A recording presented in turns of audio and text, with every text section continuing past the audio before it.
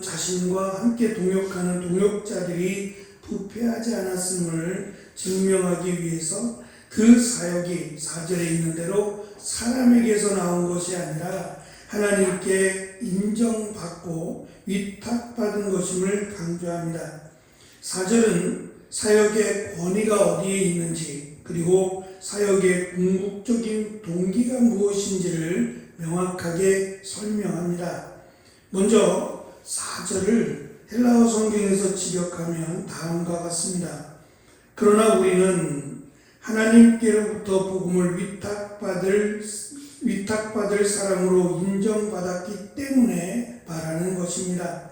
사람을 기쁘게 하려고 말하는 것이 아니라 우리 마음을 살피시는 하나님을 기쁘게 해드리기 위함입니다. 라고 설명합니다. 먼저는 사역의 권위에 대한 내용입니다. 바울은 자신과 동역자들이 복음을 전하는 이유가 하나님께 인정을 받아 복음을 위탁받았기 때문이라고 밝힙니다. 이는 그들의 사역이 인간적인 선택, 인간적인 어떠한 노력에 의해서 만들어진 것이 아니라 하나님에 의해서 우리가 지금 찬양 드린 것처럼 주에게 부탁하신 일이라고 마치 하나님께서 우리에게 뭔가를 부탁하는 것처럼 이렇게 찬송가는 쓰여졌지만 사실 부탁이 아니라 명령입니다. 그것을 지금 바울은 위탁하셨다라고 설명을 합니다. 하나님이 나에게 명령하시고 맡기신 일입니다.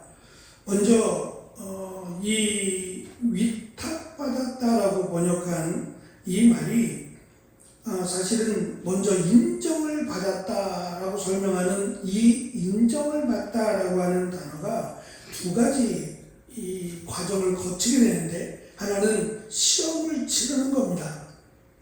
무언가의 어떤 그 일을 맡기기 전에 시험을 해서 그 시험을 통해서 검증을 하고 그것을 통과한 자를 인정하는 것이 먼저입니다.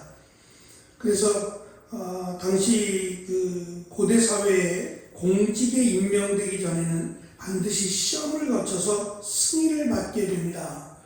이러한 제도가 사실은 지금까지 이어져 와서 우리가 중요한 일 또는 막중한 일을 맡을 때 심지어 청문회라는 것을 하죠.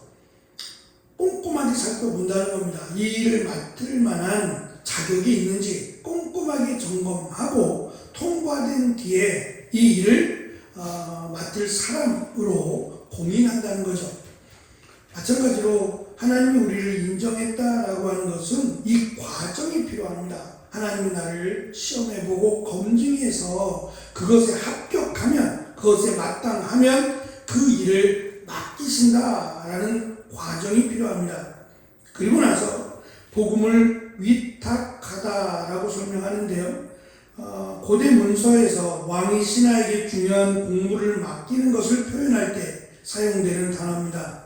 복음이 단순한 메시지가 아니라 하나님께서 바울에게 맡기신 신성한 거룩한 임무라고 하는 것을 강조합니다. 그러니까 바울 스스로 만들어내거나 바울이 창조한 그런 내용들이 아니라 원래 있던, 하나님이 가지고 계시던, 하나님이 만드신 그 내용을 가지고 자신들은 그저 하라고 한 대로, 이것을 이렇게 하라라고 말씀하신 대로 순종하는 것이다 라는 것을 밝힘으로 이 사역의 권위가 하나님에게 있다. 하나님이 우리를 맡기시고 하나님이 우리에게 이 일을 하라고 명령하셨기 때문에 우리의 사역의 권위는 하나님께 있다는 겁니다.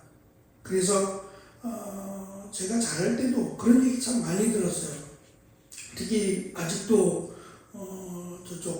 조금 외지에서 시골에서 목회하시는 그 동기 목사님들이 계신데, 그 목사님들은 지금도 그런 얘기를 하세요.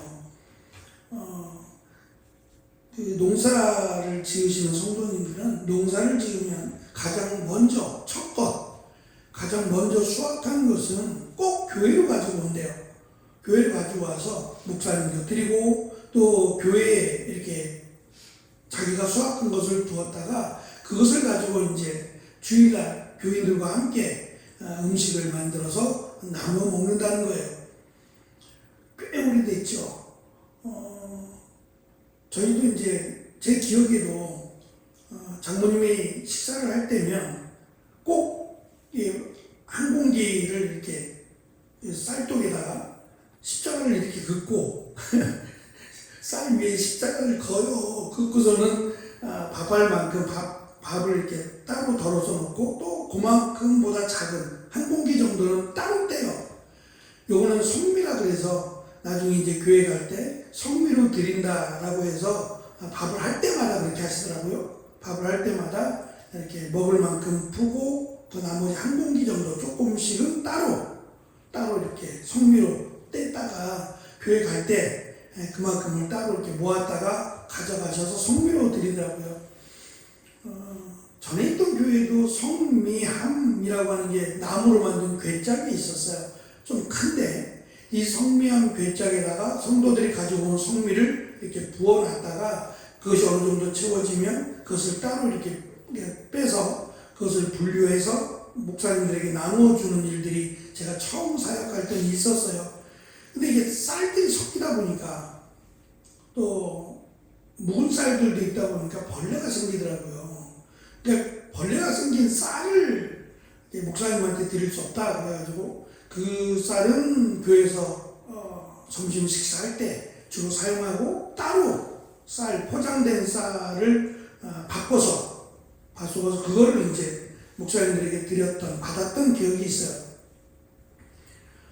왜 그렇게 하느냐? 그건 당연히 목사라고 하는 사람은 어떻게 보면은 그 하나의 직책이죠.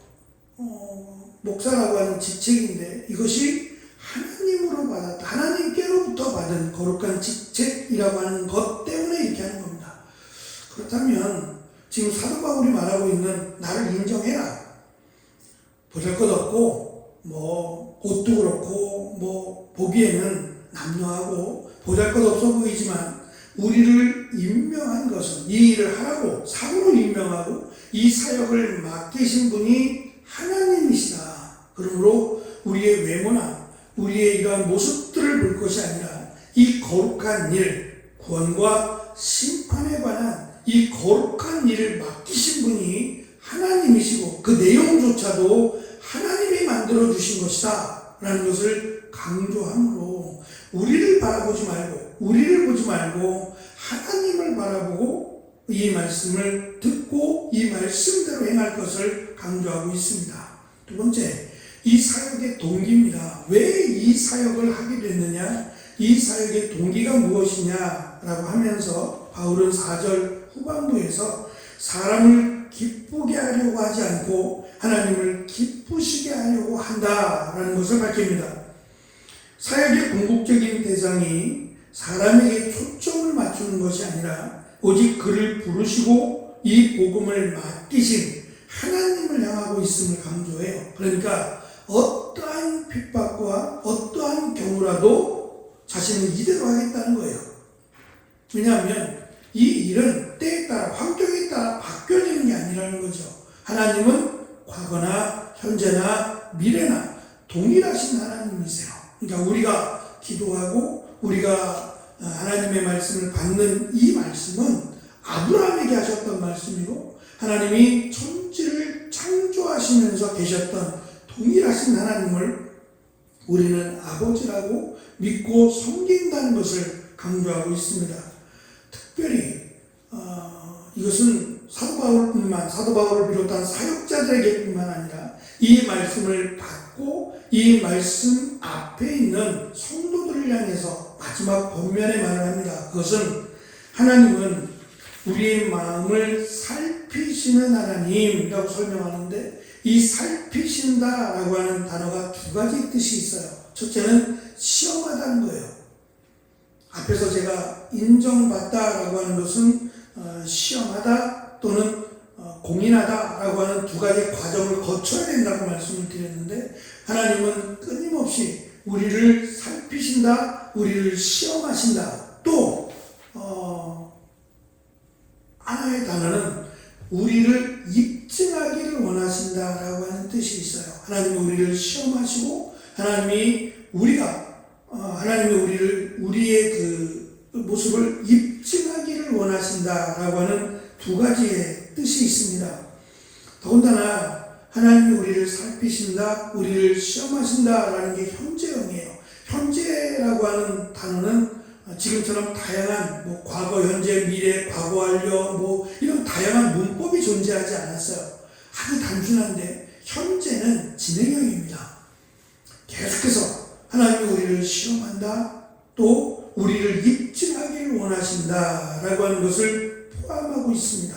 그래서 모든 사역자들은 하나님의 일을 맡거나 또 하나님의 말씀을 받은 이들은 이 사역이 누구로부터 온 건지, 누구로부터 이 사역이 맡겨진 것인지, 또 이 사역을 통해서 누구를 기쁘게 해야 하는지, 그리고 하나님은 우리가 이 사역 앞에서 하나님 앞에서 진실한가를 늘 고민하고 늘 입증하기 위해서 노력해야 된다라고 하는 것을 자신들에게뿐만 아니라 이 말씀을 받고 있는 데살로니가 성도들에게도 강조하고 있는 겁니다.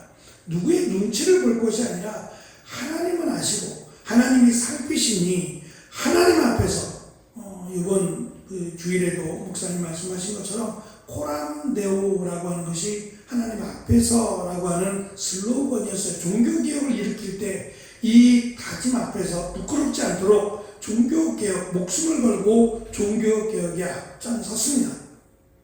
우리의 사역이 하나님 앞에서 부끄럽지 않도록, 그리고 당당하게 나를 부르신 하나님, 나에게 이 일을 맡기셨다는 것은 인정했다는 겁니다. 하나님이 나를 그만한 일꾼으로 인정했다라고 하는 의미여서 감사함으로 받고 당당하게, 그리고 부끄럽지 않게 하나님의 영광을 위해서, 하나님을 기쁘시게 하기 위해서 이 사역을 끝까지 감당해내는 귀한 은혜가 있는 우리가 되기를 간절히 축원합니다. 기도하겠습니다.